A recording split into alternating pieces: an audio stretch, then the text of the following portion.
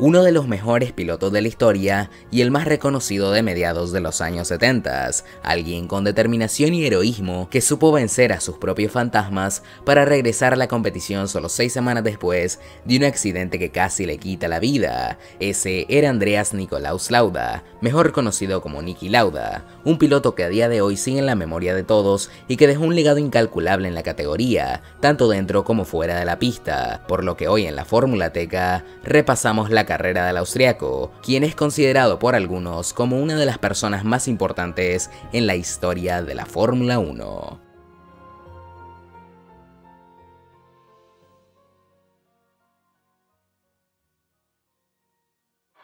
Wonderful victory. Congratulations. You must be very, very happy.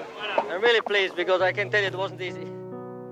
Niki Lauda nació el 22 de febrero de 1949 en Viena, Austria, y empezó a correr en 1968 a la edad de 19 años. El ser miembro de una familia adinerada le facilitó sus primeros años en el sentido económico. Sin embargo, sus padres desaprobaron su interés por la competición y querían que siga con el legado familiar de su abuelo Hans, quien era industrial y dueño de un banco. The main concern was my crazy grandfather, who had a very stubborn, strong personality to say, you have to go in the family business.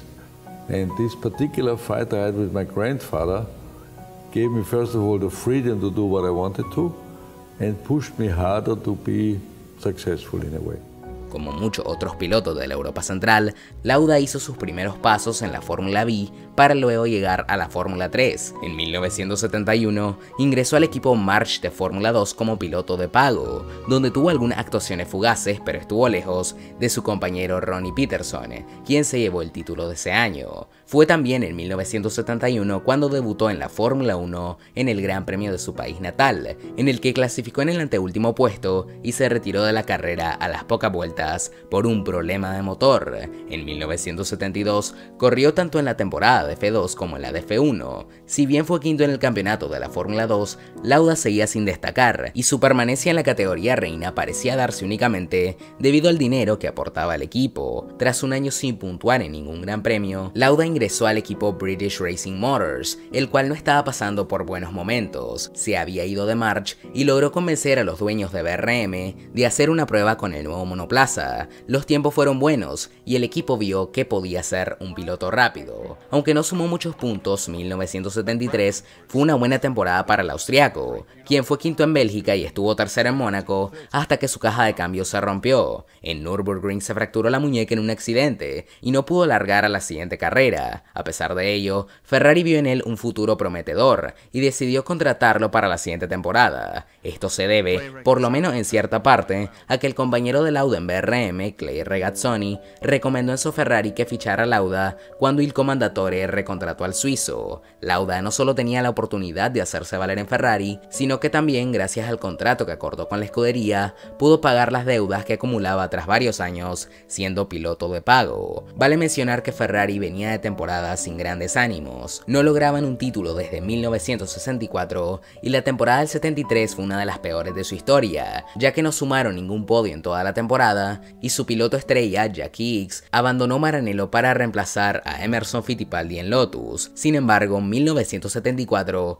fue un año diferente. Con un monoplaza con importantes cambios y una plantilla de pilotos renovada, en la primera carrera en Buenos Aires lograron un 2-3 en carrera, siendo este el primer podio de Lauda. 2 carreras más tarde llegó su primera pole en Kyalami, pero no pudo reclamar la victoria, por lo que tuvo que esperar a la siguiente carrera, el GP de España en el circuito del Jarama, donde tras una gran actuación lideró el 1-2 de una Ferrari que se reflejaba dominante también en el campeonato de pilotos, aunque con Regazzoni delante. Parecía ser el año de Ferrari, con un joven y prometedor Lauda y un constante Regazzoni a bordo de un monoplaza a la altura. El austríaco ganó nuevamente en Zandvoort y fue segundo en Dijon, lo que lo puso a 4 puntos por delante de su compañero en el campeonato y 5 de la estrella de McLaren Emerson Fittipaldi. Pero de ahí en más los resultados fueron decepcionantes a pesar de un gran número número de poles. Problemas de fiabilidad y errores de pilotaje lo dejaron fuera de la lucha por el campeonato, que finalmente se llevaron Fittipaldi y McLaren. Para la temporada de 1975, Ferrari presentó un nuevo monoplaza,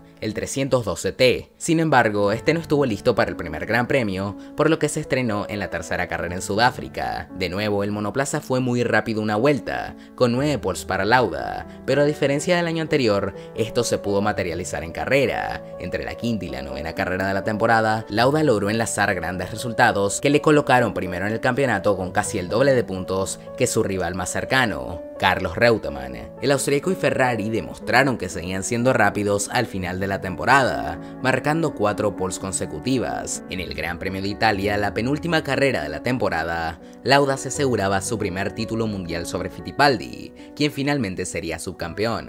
Al mismo tiempo, Ferrari también se llevaba el campeonato de constructores.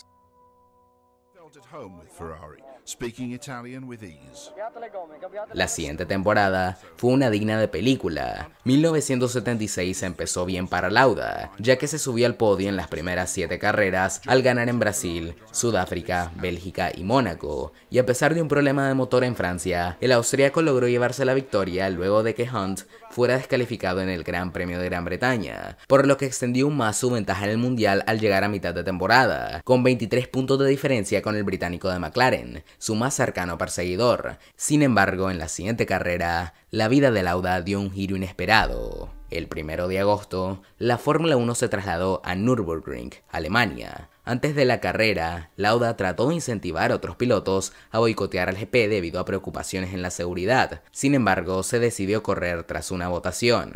Todos los pilotos, a excepción de Jochen Mass, equiparon con neumáticos de lluvia en la salida. Sin embargo, cambiaron a neumáticos de seco debido a que al final este era el compuesto idóneo. Lauda, que había largado segundo, se encontró con autos más lentos luego de salir del box, y mientras intentaba remontar se salió de la pista y fue directo al muro. Su Ferrari estalló en llamas y Guy Edwards pudo esquivarlo, pero Brett Langer y Harald Err impactaron contra el austriaco. Ambos pilotos salieron ilesos y junto con la ayuda de otros sacaron a Lauda del monoplaza con quemaduras graves. El austriaco fue llevado de inmediato al hospital, donde se temía por su vida. La carrera se reinició, pero la victoria de Hans pasaba a un segundo plano, ya que en la unidad de cuidados intensivos de la Universidad de Mannheim, Lauda estaba entre la vida y la muerte con quemaduras de tercer grado en el rostro, la cabeza y las manos, así como un daño en los pulmones debido a los gases del combustible. A los 3 días, el estado de Lauda parecía irremediable, tanto es así que un sacerdote le practicó el rito católico de la extrema unción. Nadie esperaba que saliera vivo del hospital, pero demostrando ser un guerrero, no solo se recuperó, sino que a pesar de tener el rostro completamente desfigurado, volvió a las pistas tan solo 6 semanas después del accidente, en el hogar de Ferrari, el Gran Premio de Italia en el Autódromo Nacional de Monza. El panorama había cambiado luego de perderse 2 carreras. Lauda tenía ahora solo 2 puntos de ventaja sobre Hunt, luego de que este lograra una 4ª posición en Austria y una victoria en el Gran Premio de los Países Bajos. Ya en Monza, el austríaco clasificó por delante de ambos de sus compañeros, Regazzoni y Reutemann, y en la carrera, Lauda tuvo una grandiosa actuación, con una 4ª plaza. Conseguir esto luego de lo que había pasado, hacen que esta sea recordada como una de las mejores actuaciones de la historia, y cuando se bajó del monoplaza, los mecánicos de la escudería llegaron a saludarlo en señal de respeto, mientras que los tifosi enloquecían con tal hazaña. Sumado al retiro de Hunt, el valor de esta 4ª posición era más grande, acercando a Lauda a su segundo título mundial. Sin embargo, su rival ganó en la gira americana en Canadá y en Estados Unidos, y llegó a la última carrera en Fuji a solo 3 puntos de diferencia con Niki, por lo que la lucha por el título prometía ser intensa. Pero Lauda sorprendió a todo el mundo cuando en la vuelta 2 se retiró de la carrera, y argumentó que las condiciones de la pista eran suicidas, que no se podía ver nada y que habían cosas más importantes que el campeonato del mundo. Hunt finalmente fue tercero y se llevó el título mundial. But fit after last year's accident, was 4th fastest, ready to fight Hunt for the title. perder el título no afectó a Lauda, que en 1977 tuvo otra gran temporada. A pesar de solo lograr 3 victorias en Sudáfrica, Alemania y Países Bajos, el austríaco logró una gran constancia, consiguiendo 10 podios y coronándose campeón por segunda vez, luego de un cuarto puesto en Watkins Glen. No obstante, este nuevo título no logró mejorar su relación con la escudería, que se había visto deteriorada luego de lo ocurrido en Fuji el año anterior. Finalmente, Lauda no compitió en las últimas 2 carreras, ya con la mira puesta al año siguiente, para el que firmó por el equipo Brabham de Bernie Ecclestone. En un año dominado por Lotus, Lauda logró 2 victorias, la más recordada en Suecia con el Brabham BT46B, también conocido como el coche ventilador, que generaba una gran carga aerodinámica y que fue prohibido por la FIA para la siguiente carrera. La otra victoria fue el trágico Gran Premio de Italia, en el que heredó la victoria tras la penalización a Mario Andretti y Gilles Villeneuve por saltarse la salida. El Brabham de esta temporada tuvo problemas y un rendimiento deficiente, debido entre otras cosas a que el motor boxer de Alfa Romeo era demasiado ancho para lograr el efecto suelo óptimo. El equipo anglo-australiano presentó para 1979 un nuevo diseño, con los pontones tradicionales para lograr un efecto suelo, y Alfa Romeo fabricó un motor de 12 cilindros en B. Sin embargo, el BT48 resultó ser lento y con un gran número de fallas, lo que sumado a la ineficacia del personal del equipo hizo que el austríaco solo finalice 2 de las 13 carreras que largó. Antes al Gran Premio de Canadá, Lauda se cansó de la situación e informó a Ecclestone y a la prensa que se retiraba de forma inmediata de la competición. Meses antes, el austríaco había fundado la aerolínea Lauda Air y al dejar de correr pudo dedicarse a tiempo completo a ella. Además, Lauda ganó el título en la BMW M1 Procar, un campeonato monomarca que acompañaba al F1, en el que ganó 3 de las 8 carreras como piloto del equipo de Ron Dennis Project 4. Fue el mismo Ron Dennis quien convenció a Lauda de volver a las pistas en 1982 tras 2 años sin actividad. Así, el austríaco fue contratado por McLaren con un salario récord en ese entonces y promesas de tener un coche ganador en sus manos. Rápidamente demostró estar al primer nivel al ganar en Long Beach y más tarde en Inglaterra. Al año siguiente, Lauda no ganó ningún gran premio y tuvo resultados poco destacados. McLaren vivió un año de transición de los tradicionales motores Cosworth V8 aspirados a los modernos TAG Porsche V6 Turbo. El equipo de Woking se había asociado con Porsche para usar estos motores a partir de 1984, pero el propio Lauda presionó para que el nuevo motor fuera usado en el cierre de 1983. En la última carrera, el austríaco estuvo cerca de ganar, lo que dio prueba del gran potencial del nuevo propulsor. Y es que en 1984, McLaren dominó de forma aplastante en el campeonato, dejando sin chances al resto de equipos en la gran mayoría de carreras. A pesar de esto, se vivió una emocionante lucha por el campeonato de pilotos entre Niki Lauda y un Alain Prost recién regresado a Woking, que entre ellos ganaron 12 de las 16 carreras. Al final, el mundial fue para el austríaco, quien superó al francés por medio punto en el clasificador final. La brecha de puntos entre el campeón y el subcampeón más corta en la historia de la Fórmula 1. A pesar de que Lauda solo ganó 5 carreras ante 7 de Prost, tuvo una temporada más consistente, y además, una de esas victorias del francés fue en el recordado Gran Premio de Mónaco, que otorgó la mitad de puntos. En 1985, Lauda abandonó 11 de las 14 carreras que inició. Finalizó en los puntos en los 3 grandes premios que pudo acabar, con un cuarto puesto en Imola, un quinto en Alemania y finalmente una victoria en Zandvoort, la 25ª y última de su carrera, un GP después de confirmar que se retiraba definitivamente de la máxima categoría a final de año, por lo que el Gran Premio de Australia de esa temporada fue su última carrera, en la que no pudo terminar debido a un fallo en los frenos. A pesar de no seguir compitiendo, Lauda siguió involucrado con la Fórmula 1 hasta sus últimos días. Fue asesor de Ferrari en los años 90, etapa en la que fue instrumental en el fichaje de Michael Schumacher por los italianos, y en 2001 ingresó al equipo Jaguar Racing para ocupar el puesto de director hasta que fue despedido tras un desastroso 2002. A finales de 2012 fue nombrado presidente no ejecutivo del equipo Mercedes. Fue aquí donde de nuevo Lauda fue clave en la contratación del futuro heptacampeón mundial Lewis Hamilton para reemplazar en 2013 a justamente Michael Schumacher. Hasta que su salud empeoró, era habitual verlo en el paddock de algunas carreras. También siguió involucrado en su otra pasión, la aviación.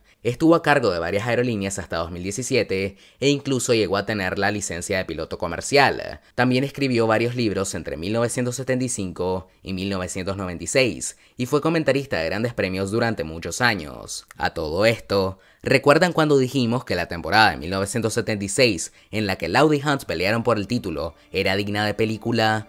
Pues no lo mencionamos en vano, y es que en el año 2013 se estrenaba la película Rush, que narra la historia de aquella campaña con la rivalidad entre ambos pilotos como hilo argumental. Dirigida por el ganador de varios Oscars, Ron Howard, y protagonizada por Daniel Brühl y Chris Hemsworth, la película se rodó en varios circuitos y se utilizaron monoplazas de la época en algunas ocasiones. Para la escena del accidente en Nürburgring, se viajó a Alemania y se filmó en la misma curva en la que ocurrió el accidente real. Las escenas de pista fueron hechas en su mayoría por pilotos de carreras de coches históricos y en las que debían ser grabadas por Brühl y Hemsworth se usaron monoplazas de Fórmula 3 con carrocería falsas. El 20 de mayo de 2019, en la semana del 70 aniversario del Gran Premio de Mónaco, se dio a conocer el fallecimiento de Niki Lauda a la edad de 70 años por problemas de salud. Su muerte dejó un vacío enorme a la categoría y los tributos no se hicieron esperar en el Gran Premio, donde Hamilton le dedicó una emotiva victoria. Con más de 170 carreras, 3 campeonatos del mundo, 24 poles y 25 victorias, el austríaco dejó un legado invalorable para la categoría y es considerado como uno de los mejores pilotos de la historia, un referente de superación y alguien que incluso tras su retirada dejó su huella en el deporte. Descansa en paz, Niki Lauda.